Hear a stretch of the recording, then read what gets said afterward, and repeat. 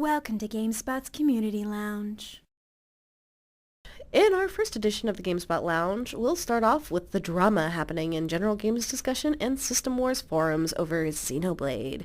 Devader654 thinks XenoBlade is clearly the best JRPG of this generation, and no one seems to care. This game was released in Europe, but it's not scheduled for release in America. Crimson Pug 2 couldn't help but mention JRPGs like Star Ocean 4, Tales of Vesperia, Eternal Sonata, and Infinite Undiscovery, and while they might not be for the Wii, lest we forget them in our cries to Nintendo for some exclusive action. Let's see what GameSpot editors have to say about the drama. Rune Bladuck also couldn't help but chime in System Wars, mentioning that despite Xenoblade getting tons of AAA scores, Nintendo won't localize the game. This conversation was further spurred on by post by Gorillinator backing up his claim with the official GameSpot review. And, given the game already being translated to English, the discussion to keep Xenoblade off North American soil continues to perplex gamers everywhere. In the newsroom, we announced that Zelda Skyward Sword Limited Edition would include a golden Wii remote with a Triforce theme, as well as a CD with stunning musical performances from Zelda games. Darth Tyrannus mentioned quite proudly that he has pre-ordered this bundle and until now has been holding out with only 2 Wii remotes since the Wii's original launch. Darth Tyrannus seems excited though, and still holds out some hope that there will one day be a lime green Wii remote. Sam Malam89's comment was simple, yet summed up this particular GameSpot staff member's opinion. It's so pretty.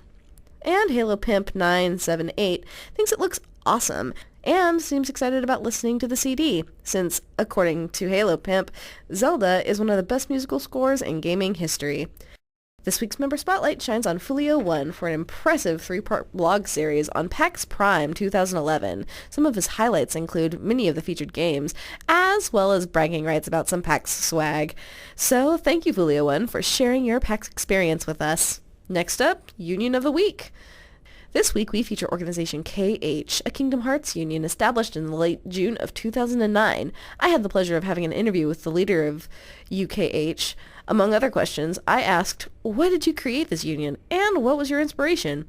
GameSpot user The Silent Hero let us know that he wanted to hang out for Kingdom Hearts, Final Fantasy, and other related games. He also decided to give a little bit of a shout out to Cloud765. You can read more about this interview by checking out the Union of the Week feature in this Friday's weekly wrap-up. Say what? This week, McGleeker asked a question to senior GameSpot editor Justin Calvert. Is Justin, aka Justice Covert, a fan of Marvel or DC? Curiouser and curiouser, Justin replied, Man, if I had to choose, I would go with DC, because I'm a big fan of Batman.